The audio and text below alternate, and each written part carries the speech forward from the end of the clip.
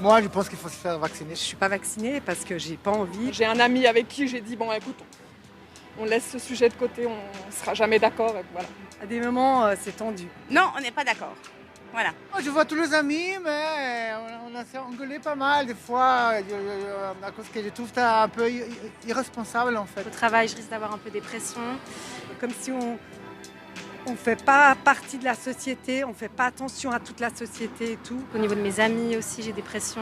Le repas de Noël, je sais pas trop comment ça va se passer. Ah, t'as fait le vaccin, ok. Et on sent une tension. La copine qui commence à casser les couilles. Est-ce qu'elle a envie de bouger aussi? Merci beaucoup. Au revoir. Ambiance, ambiance, ambiance et langage fleuri parfois dans les familles, au bistrot, dans les dîners. Sur le front sanitaire, cette rentrée 2021 ressemble à s'y méprendre à la précédente. Une nouvelle vague dans laquelle nous sommes, des cas qui augmentent, des hospitalisations qui augmentent, des soins intensifs qui s'inquiètent. Sauf que cette année, le sujet qui fâche ou qui polarise, pour le dire poliment, c'est évidemment le vaccin, avec cette espèce de gouffre qui est en train de se creuser entre les vaccinés d'un côté, les non-vaccinés de l'autre. Alors a-t-on encore le droit de résister à la piqûre? Et à l'inverse, jusqu'où ceux qui sont passés par la piqûre doivent-ils continuer à se montrer solidaires de ceux qui rechignent? On va poser toutes ces questions et elles sont compliquées ce soir à Mauro Poggia, conseiller d'État genevois en charge de la sécurité, de la population, de la santé et auteur d'une proposition choc vendredi sur laquelle on va revenir. Michel Caillé, bonsoir, porte-parole des Amis de la Constitution, farouche opposante à toute espèce de privilège pour une catégorie de la population au détriment d'une autre. Didier Pittet, médecin-chef, bonsoir, c'est du service de prévention et du contrôle de l'infection au HUG. Monsieur, faut-il le dire, gel hydroalcoolique, et aussi l'homme qui murmure un peu à l'oreille d'Emmanuel Macron. Jérôme Desmeules, député au Grand Conseil valaisan, secrétaire général de l'UDC du Valais roman, qui défend lui aussi une certaine idée de la liberté, y compris face au vaccin. Et enfin Christine Clavien, philosophe des sciences, bonsoir, à l'Université de Genève, membre de la Commission nationale d'éthique, avec qui on se penchera sur les dilemmes éthiques précisément dans lesquels on patauge tous un tout petit peu. Alors, non vaccinés, les nouveaux pestiférés, c'est le débat d'Infrarouge ce soir, ravi de vous retrouver. Didier Pittet, je commence par vous. On voulait parler d'autre chose ce soir. On voulait parler de l'école Mais absolument, c'était ce qui était prévu la semaine passée, de l'école, de la situation difficile dans les écoles face à la pandémie aussi qui monte. Mais on a dû se raviser. Les chiffres sont pas bons et puis des annonces importantes qui arrivent aujourd'hui. Le ton monte très sérieusement. On va dire, de manière générale, entre les vaccinés et les non-vaccinés. De manière plus précise, la pression monte sur les non-vaccinés. C'est pas un petit peu délétère comme atmosphère, là, ce qu'on est en train de vivre? Alors, bien sûr que c'est, je dirais, d'abord dommage, mais qu'il faut effectivement revenir à la réalité. C'est vrai qu'on est largement au pied d'une 4e vague dont on a déjà parlé. C'est officiel, maintenant, nous dit le FSP. C'est totalement officiel. Les hôpitaux ne sont pas surchargés, mais les hôpitaux sont déjà sous une certaine forme de pression. Un quart des lits de réanimation en Suisse sont occupés par des patients Covid. Tout de même, en général, on n'en a pas. À Genève, on a plus de patients Covid intubés que de patients non Covid intubés. Donc, ça veut dire qu'il y a déjà une pression, une certaine pression.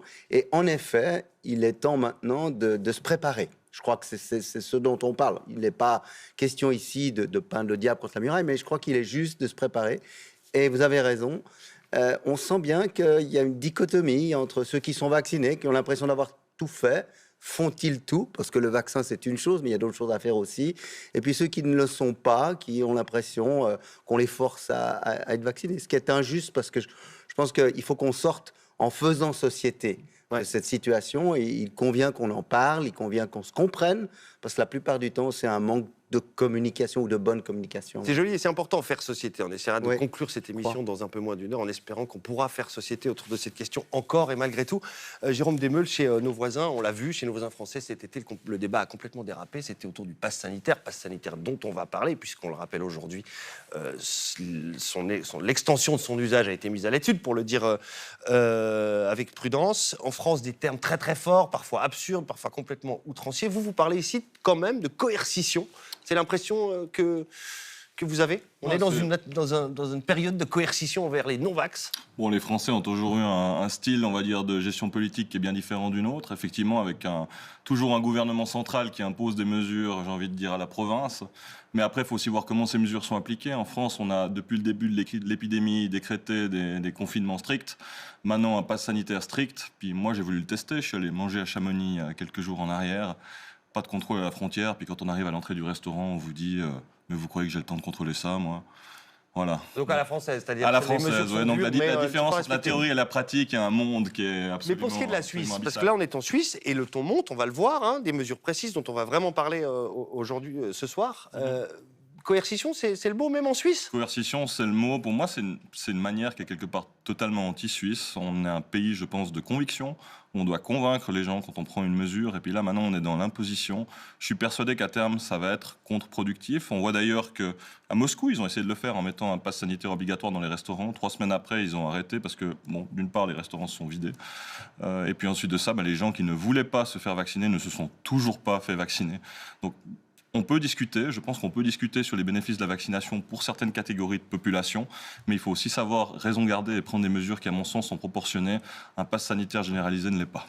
Tout ceci, pour l'instant, est très poli et on peut s'en féliciter. Maro Podja, on va se pencher, je le dirais, sur le SCUD, puisque c'est un SCUD que vous avez lâché, mais pas tout de suite.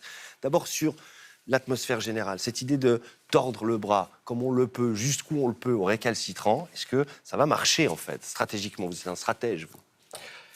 Écoutez, tordre le bras, c'est une façon de voir les choses. Quand vous êtes responsable de la santé d'un canton, que vous voyez que 9 patients sur 10 qui arrivent à l'hôpital sont des patients non vaccinés, ce qui est la preuve à la fois des bienfaits de la vaccination, même si ce n'est pas la parade, le professeur Pitel a dit, absolue contre le virus, mais néanmoins c'est efficace.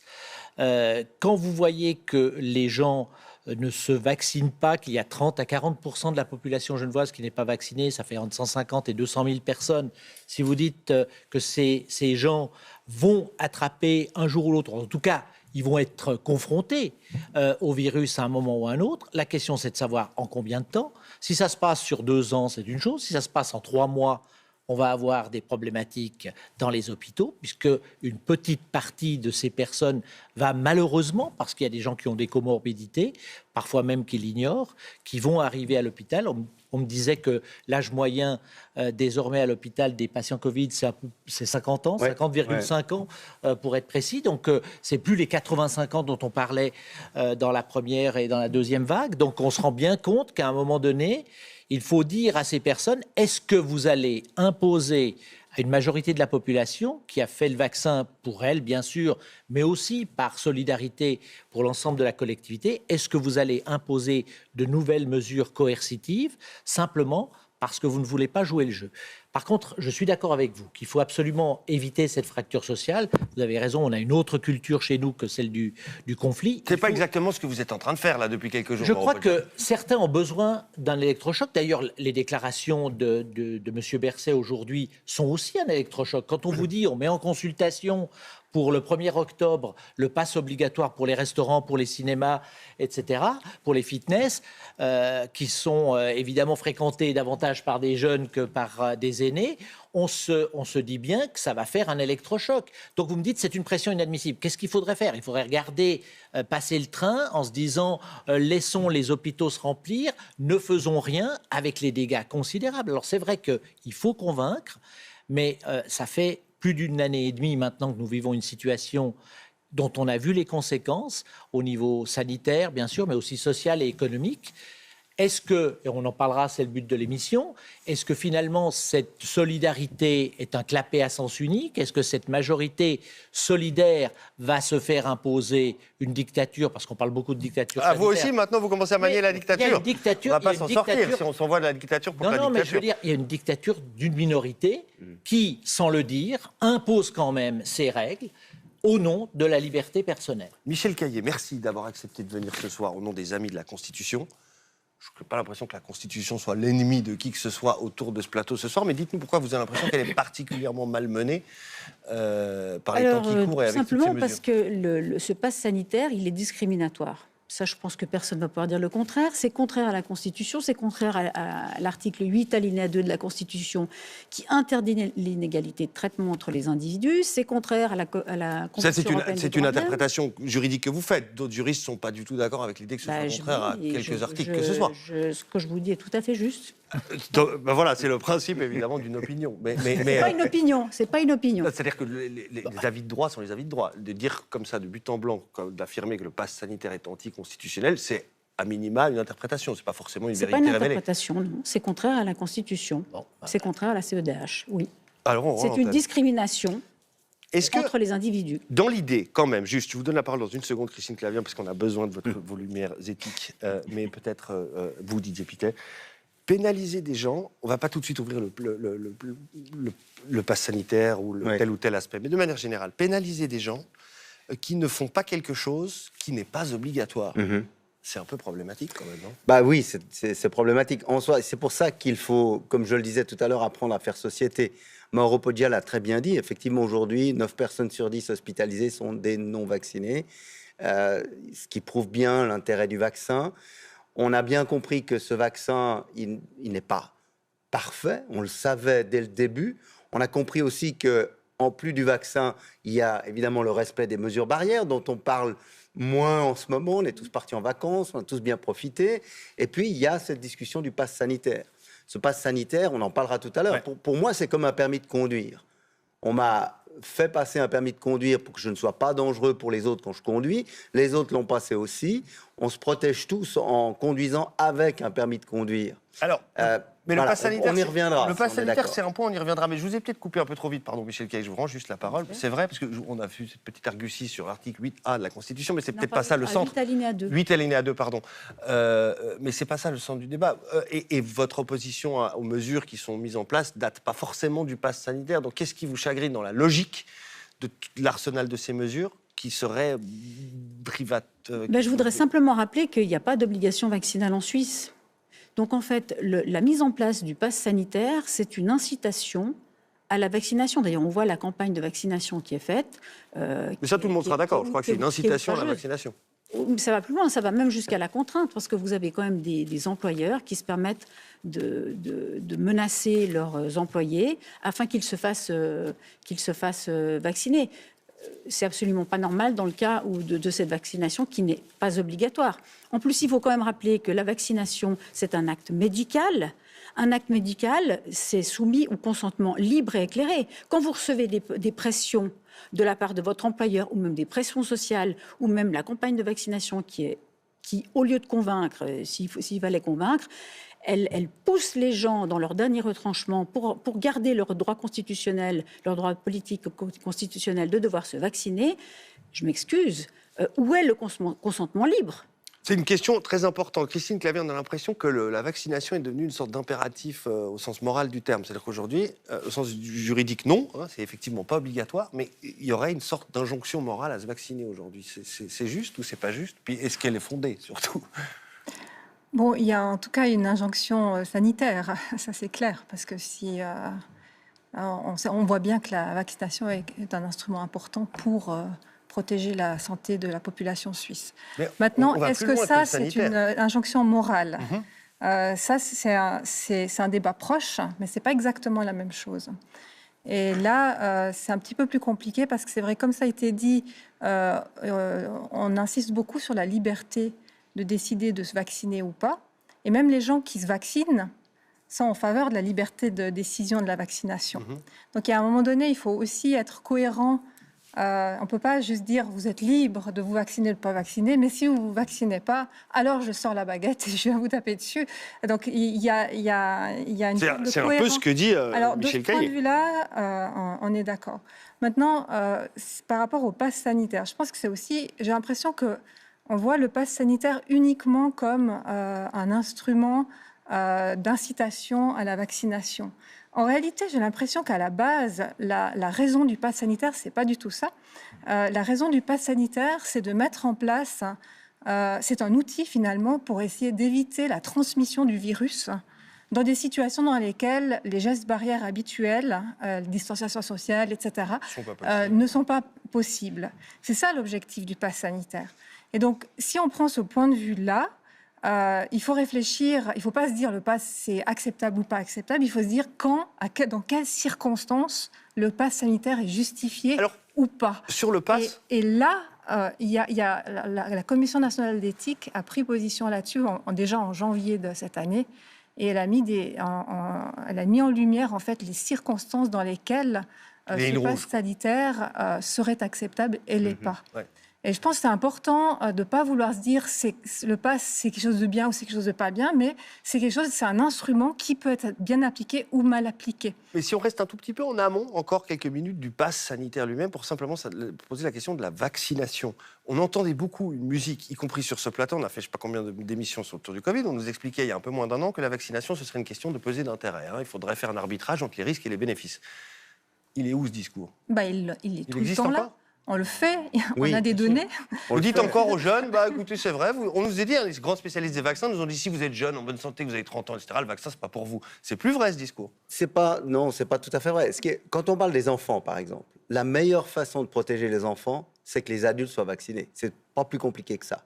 Après ça, en effet, à partir du moment où le vaccin est démontré comme étant sécuritaire dans les tranches d'âge de population d'enfants, ça prend toujours un peu plus de temps, eh bien, on peut le proposer. Mais on ne fait que le proposer, il n'est jamais obligatoire. Ça n'en reste pas moins que c'est un outil, effectivement, pour lutter contre la situation sanitaire, mais on l'a vu, qui aussi résout les problèmes économiques, les problèmes sociaux, Voilà, on est dans un vrai problème de société. Et c'est là où le débat par rapport à ce vaccin-là est important. Il l'est pour d'autres vaccins, mais pour celui-là... Quand on envoie des cartes dans les écoles pour dire vaccinez-vous, vaccinez-vous, vaccinez-vous, on n'est pas en train de dire libre choix, libre choix, libre choix. À partir du moment où on le propose sans obliger, ça reste quand même du libre choix. Proposition, ça reste du libre choix. Si je peux me permettre... Permettez-vous. C'est vrai. Sauf qu'on a franchi, pour moi aujourd'hui, on a franchi le Rubicon. On dit aux gens concrètement, si vous voulez avoir ce pass sanitaire, maintenant vous devez payer. Ça veut dire qu'on exclut de facto tous les gens qui n'ont pas forcément les moyens, tous les 2 jours, d'aller se faire tester pour jouir de ce pass sanitaire. Ça veut dire que si vous ne le faites pas ou si vous ne vous vaccinez pas, on vous promet une mort sociale. Ouais. Éthiquement, c'est pas moi l'éthicien, mais j'ai l'impression que ça pose quand même des problèmes philosophiques et que sans en dire le nom, on arrive vers un pass sanitaire qui de facto devient obligatoire si on veut pas se retrouver exclu de la société ou alors ça c'est précisément underground. Un des 2 grands morceaux de la décision du jour. Juste encore un mot avec vous, Jérôme Desmeules, sur l'ambiance. Dans un son, et on a des chiffres sur cette ambiance un peu délétère qui date de juillet passé, c'est un sondage Sotomo pour la SSR. On a demandé aux gens quel était l'impact du coronavirus dans leur vie privée. 62% des gens parlent de conflits, 26%, plus d'un quart, parlent de rupture dans leur vie. C'est quand même pas rien. Est-ce qu'il y a des possibilités? Là, on a 2 camps, mais qui sont très civils, l'un face à l'autre. Enfin, 2 camps, pas tout à fait, mais presque. Est-ce qu'il y a des possibilités de dialogue? Est-ce qu'en gros, ce qui se passe là ce soir peut se repasser à large échelle, quoi? Histoire de détendre l'atmosphère, je vais commencer par une boutade. Il y a peut-être des gens qui maintenant sont obligés de vivre ensemble et de se supporter. Et ça peut-être que ça a amené une rupture. Maintenant, pour la suite des choses, moi j'aimerais en tout cas que quand ce sera fini, on arrive à une espèce de réconciliation nationale entre les gens qui étaient contre, ceux qui étaient pour. Mais c'est vrai que ça a fracturé la société en 2. Ça a fracturé la société en 2. Par des gens qui, parce qu'ils ont fait un choix ou l'autre, je pense que là, dans les 2 camps, on a des catégories de personnes qui ont fait un choix d'une décision et qui entendent l'imposer aux autres sur la base de leurs connaissances. Ça, c'est une erreur. Ou qui se font engueuler par les autres. Ou qui se font engueuler par les autres, alors que ça doit, pour moi, rester éminemment un choix impose à qui est individuel et sur la base de son propre risque, déjà, du risque qu'on fait courir à sa famille et de la responsabilité. Alors, la décision du jour, on va les prendre. D'abord, la fin du remboursement des tests PCR, enfin des tests dits de convenance pour accéder précisément au pass sanitaire. Michel Caillé, l'objectif, encore une fois, c'est d'inciter les gens à se faire vacciner, probablement. Ça vous choque, cette idée-là, qu'on dise la solidarité là pour le remboursement des tests? Non, stop. Alors, moi, j'aimerais dire tout simplement une toute petite chose. Ouais. Le pass sanitaire, il y a 3 conditions pour avoir un pass sanitaire. Soit la guérison, laissez-moi terminer, je vous laisse terminer. Soit la vaccination, soit un test PCR négatif. Ouais. On est d'accord là-dessus? Aujourd'hui, c'est ça. Donc, le vaccin, il est remboursé. Enfin, il n'est pas remboursé, il est gratuit. Ouais. C'est-à-dire qu'il est payé par nos impôts, il est gratuit. Remboursé, gratuit. Le Covid, il est gratuit aussi. Alors, pourquoi les tests PCR ne sont pas remboursés ou gratuits, comme on veut l'appeler? Ça crée encore une discrimination. Pourquoi les vaccins gratuits et pas les tests PCR dans la mesure où ça rentre dans ce pass sanitaire? Alors, il faut sortir ces PCR du pass sanitaire, on les sort, OK? Et puis, qu'est-ce qui nous reste? Qu'est-ce qui nous reste? Il nous reste une vaccination qui est obligatoire, ou une guérison, d'accord. Vaccination obligatoire, on ne peut pas le faire. Pourquoi on ne peut pas le faire? Parce que la loi ne nous le permet pas. Mais la loi, ça se change. Alors là, c'est un débat de fond. D'accord. Mais madame, vous comprenez que pour un vaccin, il y a 2 doses. J'espère qu'on restera à 2 doses, d'ailleurs. Oui. On a Alors donné que- le quatrième, hein. Alors que, aujourd'hui. en tout cas, on verra. Oui, Mais oui. enfin, la personne qui fait des tests, soit c'est un test antigénique, c'est 48 heures, soit c'est un PCR, c'est 72 heures. Donc vous voyez bien que le coût de la répétition des tests est supporté par la collectivité. Mais dites-nous la vérité, C'est pour Laurent ça que je vous Pogier. dis, à ce moment-là, vous le sortez du pass sanitaire. C'est Si ce vous que le vous sortez voulez du faire, pass finalement. sanitaire, Là, le eh bout bien, de la on, logique, c'est ça. on est dans cette logique-là, on arrive dans une obligation de vaccination. Alors, je sais pas, peut-être le professeur Pittet me contredira, mais l'analogie qui a été faite dans le certificat Covid entre important, le ça. test, d'un côté, les tests, les deux types de tests, et de l'autre côté, la vaccination ou la guérison, c'est une analogie qui a été voulue politiquement. On ne peut pas dire que la personne qui se teste protège elle-même et les autres comme la personne qui s'est vaccinée. Même si, encore une fois, je le dis, le vaccin n'est pas une garantie absolue. Alors, de Donc, l'aveu le même test de est une l'OFSP, photographie. les vaccinés permettez que je sont finisse, autant madame. contaminants que les non-vaccinés. Permettez que je finisse. Non, Donc, pas autant. le test est une photographie à un moment donné qui prouve qu'au moment donné, d'après les critères et la sensibilité du test, la personne est négative. Mais cette personne, lorsqu'elle va en discothèque 48 heures après, elle peut être parfaitement porteuse du virus. Donc Michel Caillé a raison, là. La suite de la logique que vous êtes en train de pousser, c'est de dire le pass sanitaire demain, puisqu'on parle du pass sanitaire, parlons-en, le pass sanitaire demain, on en sort les tests. Donc pass sanitaire, c'est un passeport d'immunité. C'est ça que vous voulez. Mais À si la le fin. but sanitaire est celui-là, il faudrait le faire. Mais vous voyez que les conséquences seront encore plus graves. Et tout le monde le regrette. Mais c'est vrai qu'aujourd'hui, Madame a raison. Il ne faut pas oublier que le certificat Covid qui a été mis en place, le but, ce n'est pas d'embêter les gens ou de pousser les gens comme des bêtes dans un abattoir vers la vaccination, puisque c'est l'image que se font certains de la vaccination. C'est au contraire pour faire que des lieux où le virus circule davantage, où les foyers infectieux ont été identifiés dans notre expérience passée, que ces lieux soient le plus sûrs possible. C'est simplement ça. Donc le fait d'y laisser entrer des gens qui sont simplement testés, si on veut être logique avec un minimum de rigueur scientifique, vous le dites. Eh bien, on ne le fait pas. Non, mais ça n'a pas clairement été postulé pour l'instant, cette idée-là. Enfin, c'est presque un peu Oui, nouveau aussi. C'est le mais quand deuxième même- scud de la semaine. Non, mais je crois que... Écoutez, d'abord, c'est des décisions qui se prennent au niveau national. Ouais. Je fais un raisonnement purement logique. Le professeur Pittet me dira ce qu'il en pense.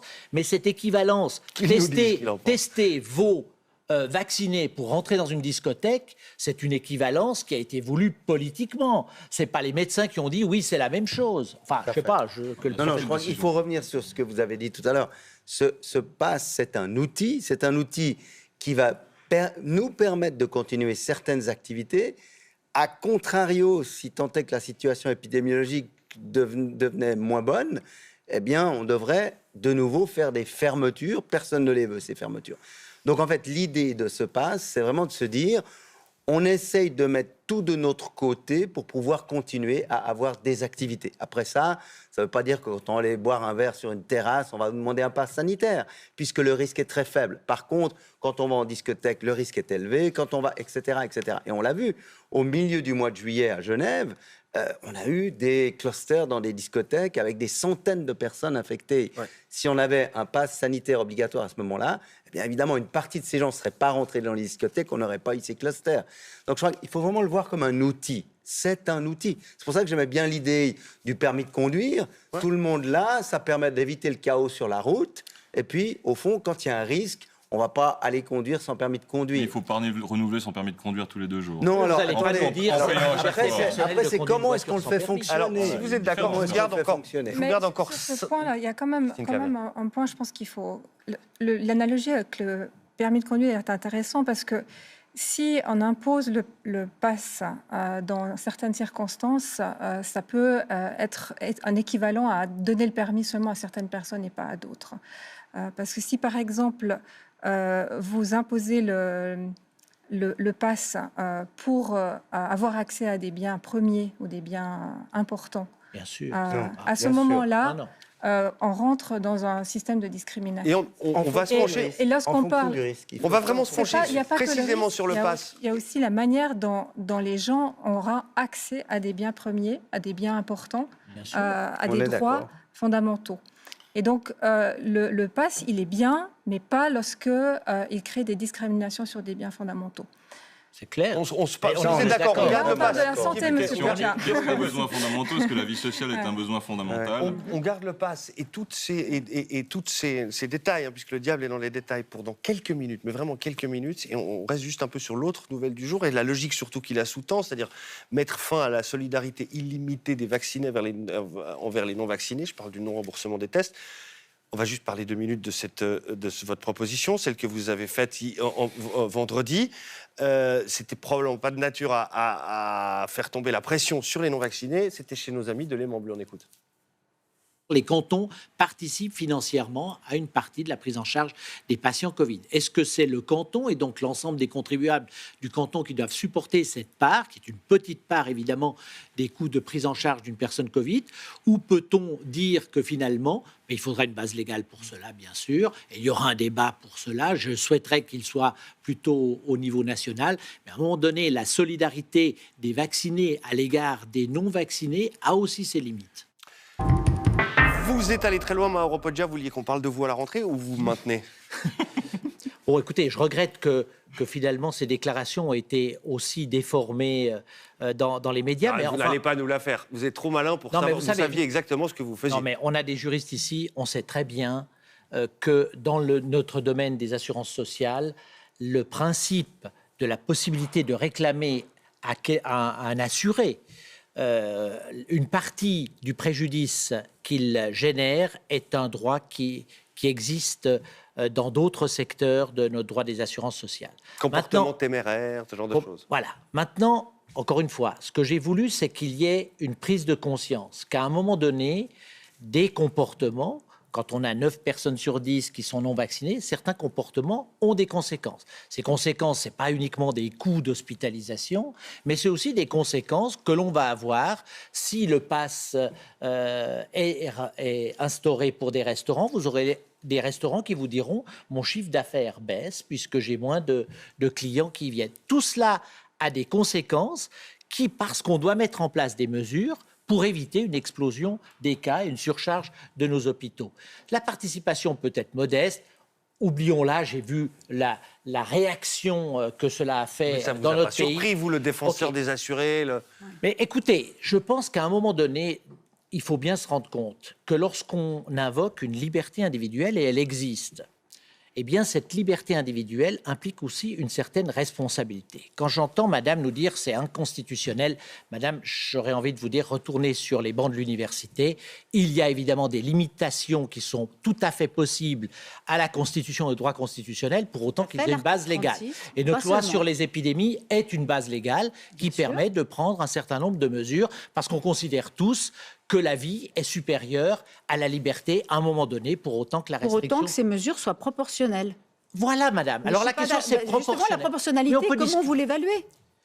Mais madame, quels sont les finalement, critères? celui qui dit si c'est proportionnel ou pas, c'est le tribunal. Il y a eu des décisions qui ont été rendues par les tribunaux suite à des recours qui ont été faits, qui ont dit que jusqu'ici, en tout cas, les décisions qui ont été rendues ont retenu cette proportionnalité. Il va de soi que si demain, on mettait l'exigence du pass pour se faire soigner dans un hôpital, ce serait totalement inadmissible puisque l'accès aux soins est un droit garanti et j'allais dire intouchable, inaliénable de notre ordre juridique. Et d'ailleurs, le Conseil fédéral lui-même a fixé une liste, parce qu'il a fait 3 catégories, rouge, orange, vert. Il y a des cas rouges dans lesquels il est exclu de mettre en place l'exigence du pass sanitaire. Mais là, c'est toute la zone orange qui pourrait y passer. Jérôme Desmeules, ça vous a fait bondir, vous, la proposition de Mauro Poggia? Clairement, oui. Puis je trouve que même ce soir, on entend trop d'arguments juridiques, il manque des arguments humains. Un des fondamentaux de notre système de santé, c'est la solidarité. Si au moment même où cette solidarité est mise à l'épreuve, quelque part on est au pied du mur, on a maintenant effectivement une situation qui est compliquée pour le système de santé, qui occasionne des coûts supplémentaires, si c'est à ce moment-là qu'on décide de jeter la solidarité sous le train, moi je me demande quelles sont nos valeurs. Mais personne ne jette la solidarité sous le train. Quelque part, avec la Dites-moi, proposition quelle est la que vous faites, solidarité si vous voulez d'une personne non facturer vaccinée? aux gens qui sont malades le prix de cette décision, oui, c'est ce que vous faites, puisque vous créez de nouveau 2 catégories de citoyens, ceux qui vont devoir payer et ceux qui vont devoir pas payer. C'est une bonne question que vous posez, Mauro Poggia. Quelle est la solidarité d'une personne non vaccinée envers la communauté? La solidarité d'une personne non vaccinée, bon déjà, pour moi, avec le variant Delta, j'ai l'impression que la donne a quand même changé et le bénéfice de la vaccination est devenu premièrement individuel toujours quand même collectif, notamment pour les personnes. Il y a des catégories de population qui, je pense, doivent toujours se vacciner, doivent faire cette décision. Des personnes âgées, des personnes dont le système immunitaire est compromis. Ça, c'est les chiffres des hôpitaux qui le disent. 85% des gens qui sont hospitalisés pour des formes graves sont des gens qui avaient une condition préexistante, hypertension, maladie cardiaque, etc. Donc c'est ces catégories-là de gens qui ont toujours un bénéfice favorable à la vaccination. C'est vrai ce qu'il dit aujourd'hui, député ? Si on prend la semaine passée, nombre de décès de moins de 50 ans dans les hôpitaux suisses du Covid, 0. C'est vrai ce qu'il dit. Aujourd'hui, avec le Delta, on se vaccine pour soi-même et pas pour protéger les autres. On continue à se vacciner pour 2 raisons, soi-même et autrui. Maintenant, il est vrai que le Delta, c'est le variant qui a pris la place des autres. Le suivant, moins on sera vacciné, plus il arrivera vite, plus, puisqu'il sera variant dominant, il sera contagieux et peut-être pathogène. Donc on va forcément toujours avoir du retard. Donc il faut être bien clair. Plus on accélère la vaccination, moins on aura de risque de transmission de nouveaux variants et moins on aura d'effets délétères. Ça, c'est sûr, toutes les études le montrent. Maintenant, en effet, vous faites référence aux dernières données qui disent qu'effectivement, les vaccins, en particulier prenons les 2 qu'on utilise en Suisse, sont toujours aussi efficaces à réduire la mortalité, y compris contre le variant Delta, sont toujours aussi efficaces contre ralentir et diminuer les hospitalisations, les infections sévères. Par contre, sont légèrement moins efficaces, mais légèrement moins efficaces sur la transmission des infections, en particulier banales. Donc, il ne faut pas que ça soit pris comme contre-pied ou comme contre-argument. Il faut être très clair avec ça. Le bénéfice-risque pour le vaccin est toujours là, c'est bien évident. Et il est là au niveau sanitaire, mais il est aussi là au niveau économique et au niveau social. Et je crois que c'est ça le débat qui est intéressant. Oui, bien sûr, il faut éviter la surcharge des hôpitaux. On ne parle pas assez, à mon avis, non plus du Covid long, parce que cette maladie, personnellement, je ne la souhaite à personne. Pour avoir vu des Covid longs, pour avoir vu des gens qui vont encore mal. Donc, je pense qu'il faut être très clair. Les bénéfices-risques sont là. Maintenant, c'est vrai que c'est un débat de société. Ça, c'est sûr. À partir du moment où on laisse le libre choix, on met un débat de société sur la table. Michel Caillé, cette idée de faire payer les gens pour les frais qu'ils engendreraient pour éviter de faire peser les coûts, elle ne soutient pas ne recueille pas le soutien de la majorité des gens, mais toujours selon le même sondage, 60% des gens sont contre, 36% des gens sont pour. 36% des gens, c'est un gros tiers. Ça veut dire que c'est pas complètement absurde dans l'idée de tout le monde, cette idée-là. Alors, monsieur le conseiller d'État a soulevé le problème de la responsabilité individuelle, ce qui est tout à fait justifié, mais à ce moment-là, pourquoi on n'étendrait pas à cela aux fumeurs, par exemple, qui engorgent les hôpitaux par des cancers? Pourquoi on ne l'étend pas aux gens qui sont en surpoids, qui ont plus de maladies cardiovasculaires? Pourquoi on ne l'étend pas aux gens qui ne font pas de sport? Pourquoi on ne l'étend pas aux gens qui ne se protègent pas et qui attrapent des MST? Aux gens qui sont trop grands comme moi ou trop anxieux comme mon coproducteur. Si vous permettez que je réponde, c'est vrai que c'est un argument que j'ai entendu et qu'on entend régulièrement. On ne peut pas comparer une réponse ponctuelle à une pandémie qui exige un geste de 2 fois 20 minutes, 2 fois 20 minutes pour les rendez-vous, avec la situation d'un fumeur, d'un alcoolique, qui peut avoir des causes multiples à sa situation.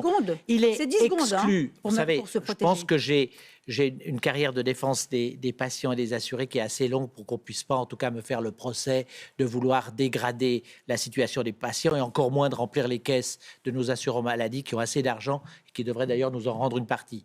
Donc, il est évident que le but de cette, appelez la proposition, de ce pavé dans la mare, c'est vrai que le but, c'est de créer un électrochoc, de créer un débat, en se disant, mais à un moment donné, et votre réponse était totalement insatisfaisante, quand on parle de la solidarité, et quand on vous dit, mais quelle est la solidarité c'est vrai que vous n'avez pas répondu. Des non-vaccinés vis-à-vis des vaccinés, vous nous avez dit, on n'en parle pas parce que finalement, on n'est pas très sûr. Alors, c'est quoi la solidarité des non-vaccinés? La solidarité de tout le monde, ça doit être d'appliquer les gestes barrières. Vaccinés ou non vaccinés. De la même manière que quand j'entends, il y en a certains, puis même ils sont même parfois encouragés par les mesures du gouvernement, vaccinés à ne plus porter le masque et puis à abandonner les gestes barrières. Mais pour moi, c'est une erreur catastrophique. Médicalement, ça ne se justifie pas. Ça, c'est des mesures qu'ont pris certains gouvernements qui sont politiques pour inciter les gens de nouveau à la vaccination, mais qui vont à l'envers de ce que doit être une politique sanitaire raisonnable. Et c'est un ancien membre de la Commission de santé qui vous le dit. Christine Clavien. Est-ce que c'est juste est-ce que c'est impensable de se poser la question que se pose Mauro Poggia, c'est-à-dire s'interroger sur les limites de cette solidarité? Ou est-ce que c'est déjà ouvrir une boîte de Pandore? Oui, je pense qu'il y a la solidarité est très importante et c'est important aussi que les gens qui sont hésitants vaccinaux soient solidaires et se vaccinent. Pour ceux qui ont vraiment la conviction que le vaccin va les tuer, alors ça peut peut-être se discuter un peu plus, mais vraiment pour ceux qui hésitent, il y a vraiment un devoir de solidarité. Mais j'aimerais quand même revenir sur la mesure que vous proposez. Ce qui me surprend quand même, c'est quand vous dites... C'est un pavé dans la mare, une provocation. Ce qui me surprend quand même, c'est quand vous dites que la plupart des gens qui sont à l'hôpital sont des gens qui ne sont pas vaccinés. Vous sous-entendez que ces gens-là ont décidé de ne pas se vacciner. Non. Or, ce n'est pas le cas. C'est pas le cas. Il y a beaucoup de gens, et d'ailleurs on voit, il commence à y avoir des données sur quels sont le type de gens qui arrivent à l'hôpital et qui sont malades. Oui, c'est des gens qui ne sont pas vaccinés, mais c'est aussi des gens qui sont dans la fracture sociale. C'est des gens qui sont par exemple des étrangers qui ne parlent pas la langue, une des langues nationales, et du coup qui n'ont pas été touchés par la campagne vaccinale de manière correcte. C'est des gens pour lesquels ce n'était pas facile forcément de se rendre dans les lieux de vaccination pour toutes sortes de raisons, des raisons de coût, d'organisation, de complexité cognitive, etc. Donc il y a pas que ça, il y a aussi des gens qui peut-être ne peuvent pas se faire vacciner pour des raisons médicales. Il y a aussi parmi les gens non vaccinés, peut-être pas ceux qui arrivent à l'hôpital, mais enfin, je veux dire, quand on parle de statistiques sur les vaccinés et non vaccinés, parmi les non vaccinés, il y a aussi les enfants. Tous les enfants, tous les moins de 12 ans. De penser que être non vacciné, c'est être anti-vaccin, ça, c'est une simplification. Personne ne fait cet amalgame. Je crois que... Non, mais on vous dit peut-être, vous dites, on a peut-être mis la charrue avant les bœufs. Mais le problème, c'est que quand on décide de faire payer à des gens qui tombent malades des surcoûts pour leur santé, eh bien, on risque de tomber aussi sur des gens qui n'en sont absolument pas responsables. Je vous le concède. Le fait de ne pas non, être mais vacciné. c'est un débat qui est extrêmement sensible et je suis parfaitement d'accord que la ligne rouge est vite franchie. On peut... Que vous l'avez peut-être même franchi vous-même. Non, je pense que le débat doit avoir lieu et je ne suis pas certain que vous auriez fait cette émission sur le sujet s'il n'y avait pas eu ce pavé dans la mare. C'est pas faux. Je pense que c'est faux. quand même important à un moment donné qu'on se pose la question dans une société qui est solidaire et dont personne ne songe à abandonner la solidarité, si tout le monde doit finalement se remonter les manches ou pas. Alors vous avez raison, il y a des gens qui ne se vaccinent pas parce qu'ils ont des bonnes raisons. Donc évidemment, il ne s'agit évidemment pas de dire à ces gens allez vous faire vacciner. Maintenant, vous me dites il y a des gens qui n'ont pas pu le faire. Sachez qu'à Genève, nous avons mis en œuvre la Croix-Rouge qui est allée chercher, nous avons vacciné plus de 3000 personnes qui sont sans domicile fixe dans notre canton. Et qui ne sont pas résidents officiels, qui ont été vaccinés, et tout cela a été fait aux frais du canton. Donc nous sommes allés chercher véritablement toutes les personnes qui étaient disposées à se faire vacciner. On n'est pas parfait, il y a encore une marge de progression.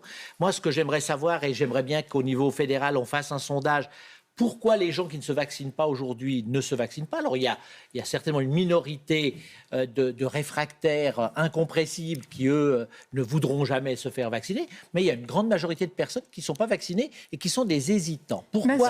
Avec cela, il faut plutôt investir de l'énergie pour communiquer, tout à fait. Pour discuter, mais pour communiquer, pour répondre il faut à savoir leurs questions, mais pas les punir de cette manière. Vous qui êtes dans le groupe de réflexion au niveau fédéral, est-ce que vous avez fait des études pour savoir finalement quelle est la source de cette hésitation?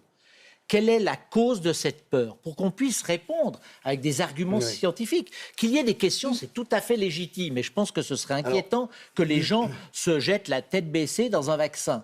Mais par contre, qu'on essaye de poser des questions, on y répond. Je pense que celui qui veut avoir des réponses aujourd'hui, après tous les mois que nous traversons cette crise, il pourrait les avoir, mais nous pouvons encore mieux faire. Mais quelles sont ces questions? Alors, l'autre grande nouvelle du jour, et on en a déjà parlé, mais il nous reste, on approche, ça va très vite cette émission, il nous reste 20 minutes, mais ça file à une vitesse folle, c'est évidemment le pass sanitaire. Vous l'avez entendu si vous avez suivi Alain Berset en conférence de presse. Donc une décision a été prise, mais on a mis, comme on le fait en Suisse, en consultation, la possibilité d'étendre l'usage du pass sanitaire à tous les lieux fermés, en gros partout, les restos, les bars, les cinémas, les théâtres, que sais-je. Alors est-ce que ça va devenir l'outil incontournable de l'automne? Focus de Christophe Sirot.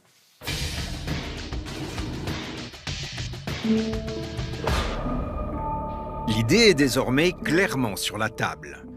L'extension du certificat Covid à tous les loisirs d'intérieur, restaurants, théâtres, musées, fitness ou cinéma. Le Conseil fédéral n'a arrêté aucune date.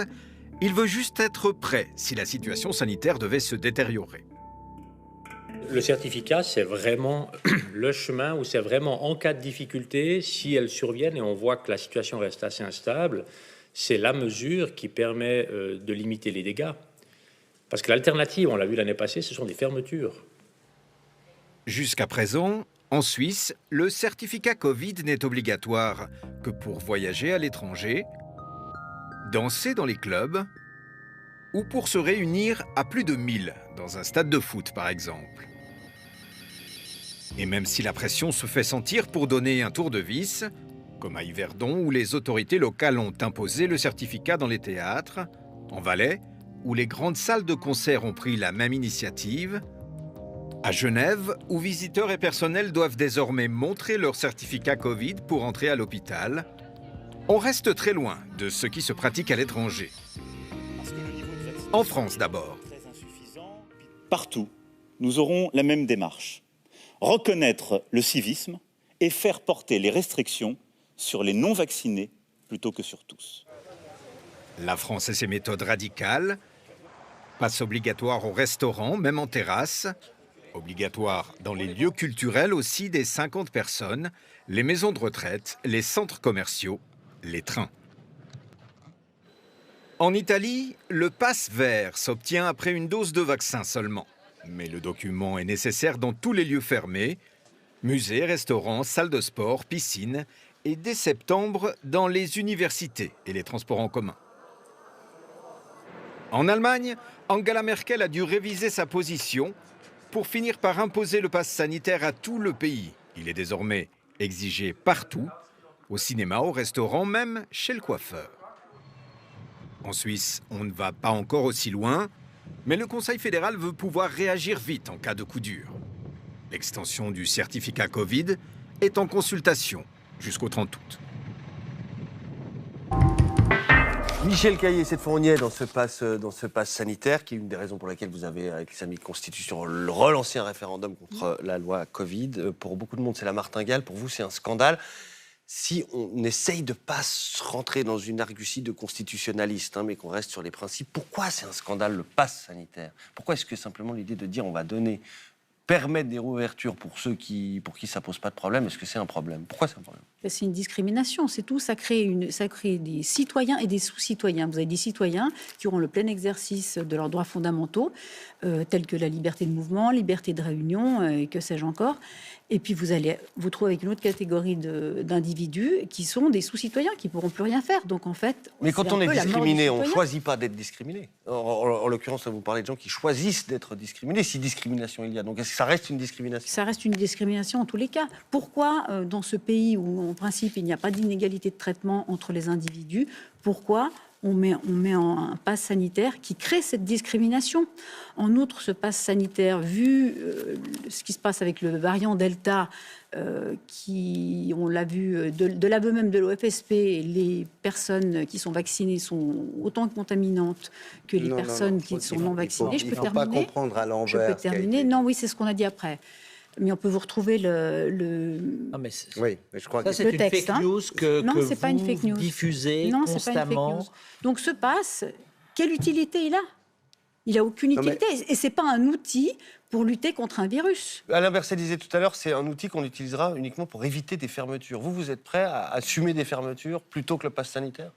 Ce sera l'égalité de traitement comme ça. On maltraitera tout le monde de la même manière. Oui, ça d'abord c'est nouveau. Il faut voir ça. Ce sont les individus qui sont touchés par ce absolument pass non, mais l'idée c'est ce qu'il a dit aujourd'hui. Ça sera la société. Oui, ça sera la société. Le discours. Au début, on avait une promesse qui a été faite aux gens de dire à partir du moment où toutes les personnes qui ont voulu se faire vacciner auront pu se faire vacciner, eh bien les restrictions et le pass sanitaire deviendront inutiles. Aujourd'hui, on voit que c'est pas ça. Si la situation sanitaire le permet. On traitait de complotiste. Comment il fallait le comprendre? Je m'estime pas complotiste, mais on traitait de complotiste les gens là, il faut qu'on revienne à la qui disaient que ça allait se réalité des prolonger. choses. Ça se prolonge. Il fallait le comprendre de la façon suivante. À partir du moment où on aura une immunité de population suffisante... Y arrivera-t-on? Pouvez-vous le promettre? Alors, on y arrivera. On y arrivera un jour. On avait certes dit...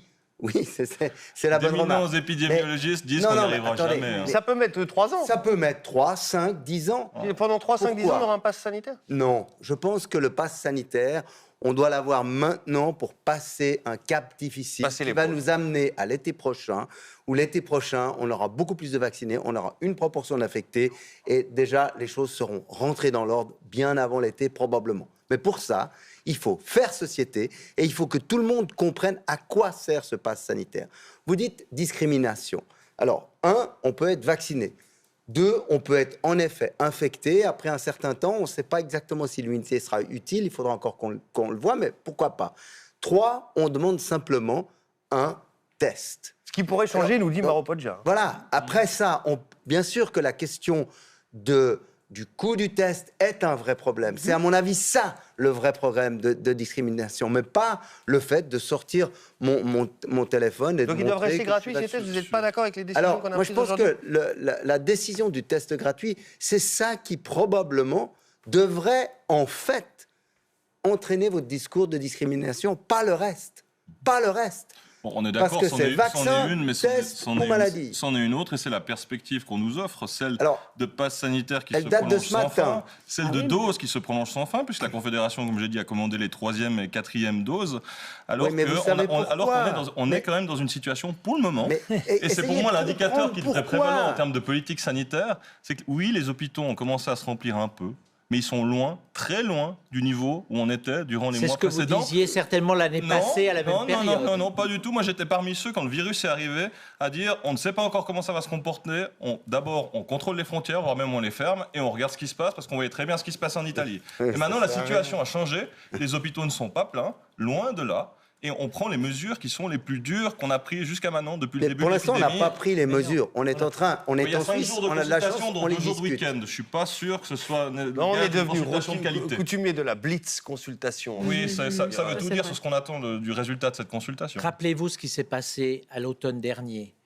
On a attendu, on n'a pas pris de précautions. Ensuite, on a eu un pic, on a eu 2 semaines de retard avec des hôpitaux qui étaient submergés.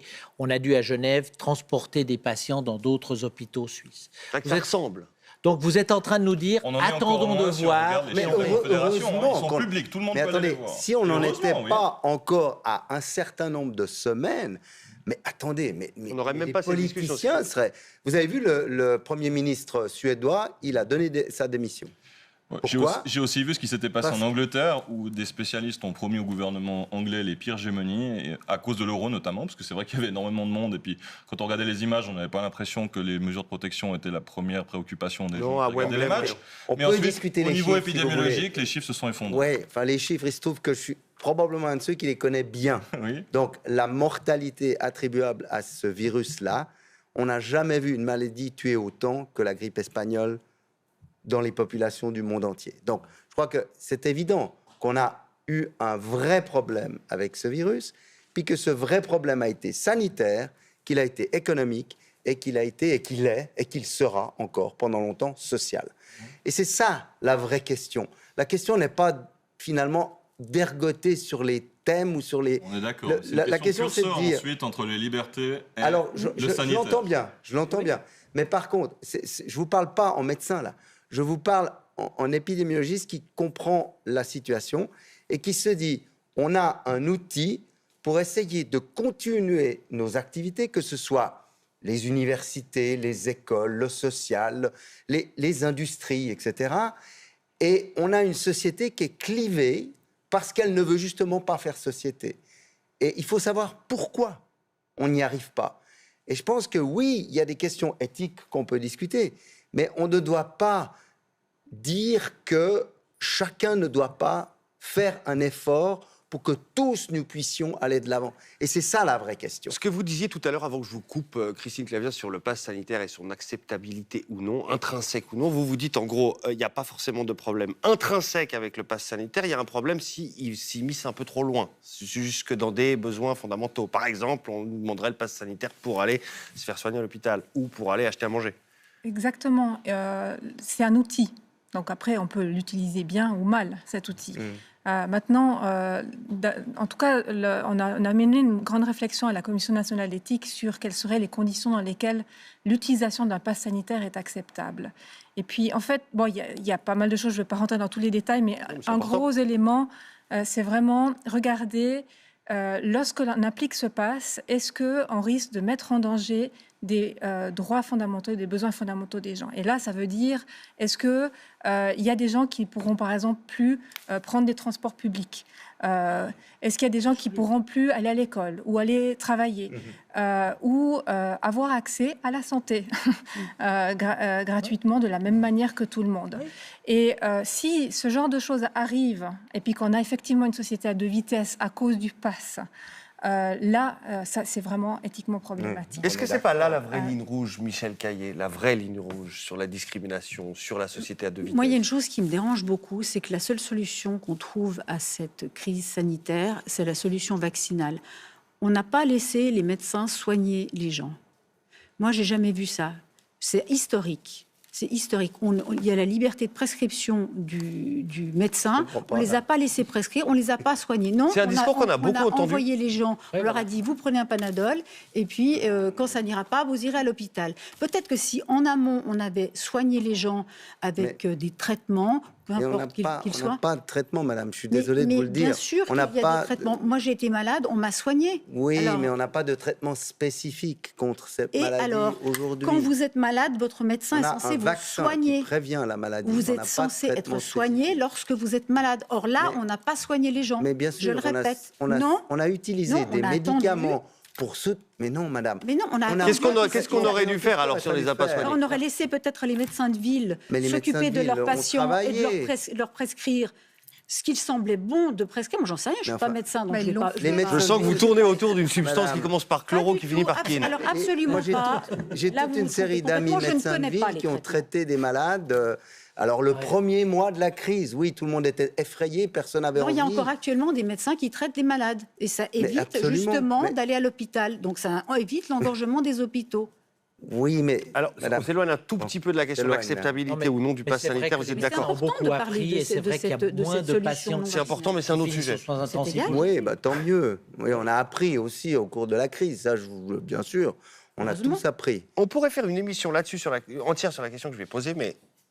En filigrane de ce pass sanitaire qui s'étend, etc. Maintenant, on va nous dire bientôt, peut-être, il sera plus, on exclura les tests, donc ce sera vraiment un passeport. Du jour, non, mais peut-être. C'est pas à l'ordre du jour. Est-ce qu'il ne faudrait pas ouvrir la boîte magique, la boîte de Pandore, prononcer le mot tabou de la vaccination obligatoire? Vous qui aimez le droit, elle est prévue, elle est possiblement prévue par la loi sur les épidémies, à des conditions qui sont quasiment réunies, un grave danger pour la population. On pourrait décréter la vaccination obligatoire. Est-ce que ça n'aurait pas au moins le mérite d'être clair? Il n'y a plus de discrimination, là. En effet, ça aurait le mérite d'être clair. Donc là-dessus, vous entrerez un petit peu en matière? Non, alors, il faut bien comprendre, je ne suis absolument pas contre les vaccins. Ça, c'est pas du tout le cas. Je suis simplement pour la liberté de choix. C'est l'unique chose. La vaccination obligatoire, pourquoi on n'ose pas? Pourquoi personne n'ose? Ça a existé, ça existe ailleurs. La Suisse a bâti son système vaccinal sur cette liberté. Et je pense qu'il y a des principes qu'il ne faut pas toucher. Je pense qu'on a des résultats qui sont aussi bons que les pays qui imposent une vaccination, d'après ce que j'ai vu. Enfin, vous allez me dire. Le vaccin contre la diphtérie est encore obligatoire dans la Constitution, même si c'est une vieillerie à Genève et qu'il n'est plus accepté, mais il est encore obligatoire dans la Constitution genevoise. Vous savez, quand on met en place quelque chose d'obligatoire, il faut savoir qu'est-ce qu'on fait pour ceux qui ne veulent pas le faire. Personne n'a envie d'avoir une guerre civile. Entre guillemets, je pense qu'à un moment donné, personne n'imagine de vacciner quelqu'un de force. Personnellement, je l'ai toujours dit, je le répète, je suis contre la vaccination obligatoire. Vous avez raison, il faut convaincre les hésitants. Encore faut-il essayer de comprendre pourquoi il y a une hésitation après 1 an et demi et après tout ce qu'on a traversé. On a de la peine à comprendre. C'est vrai que les mesures que l'on met en place ne doivent pas être des moyens détournés pour rendre obligatoire, ou en tout cas inévitable, cette vaccination, parce que sinon on n'a plus de vie. Vous avez raison, il y a toute une série d'activités de la vie qui ne doivent pas être touchées. J'ai parlé au niveau théorique que le test, c'est vrai, médicalement n'est pas comparable à une vaccination. Je pense qu'il faut qu'il reste une alternative à la vaccination dans le certificat Covid si on ne veut pas véritablement arriver dans cette discrimination dont vous avez parlé. Mais il faut bien être conscient, ceux qui se testent et qui ne se vaccinent pas, il ne faut pas qu'ils croient qu'ils sont protégés par le test. J'espère que c'est clair. Alors on verra si c'est clair, parce qu'on arrive déjà au terme de l'émission Moropodia, figurez-vous, et qu'il est temps de savoir ce que vous en pensez, vous, chez vous. C'est l'heure du débrief.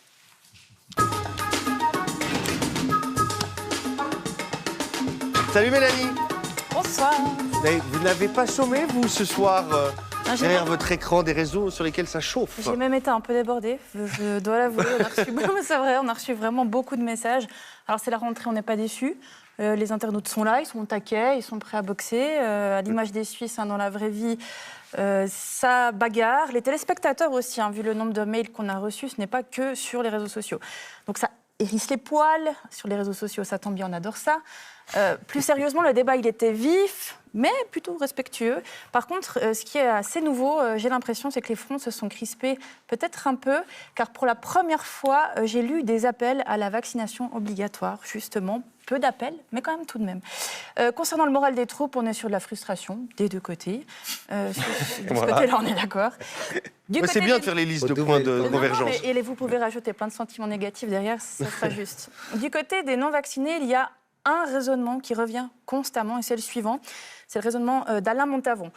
Lui nous dit, même vacciné, vous êtes porteur et transmetteur du virus, mais vous ne faites plus de tests et vous vivez sans les gestes barrières. Donc en gros, l'idée qui se répand, Monsieur Pittet, c'est que les vaccinés sont le vrai danger et que ce certificat, en fait, il entretient ce danger. Non, Réponse ça n'est pas rapide, vrai. comme ça on peut prendre plein de questions. Ça n'est pas vrai. Il est vrai qu'avec le variant Delta, notamment quand on est vacciné, on peut, si on n'a pas de chance et qu'on est exposé à une personne infectée, on peut être porteur du virus. Pendant quelques jours, on peut faire une infection banale, on est tout de même protégé contre une infection grave, une hospitalisation, un décès, mais il est vrai qu'on peut tout de même transmettre. Donc ça veut dire qu'à partir du moment où on est en contact avec quelqu'un qui a des symptômes, on doit prendre les précautions. Et je l'ai dit depuis le début, le vaccin n'est pas le seul outil. Il doit s'additionner, comme on l'a toujours dit, des gestes barrières, et puis certainement d'autres gestes pour sauver la société. Mélanie.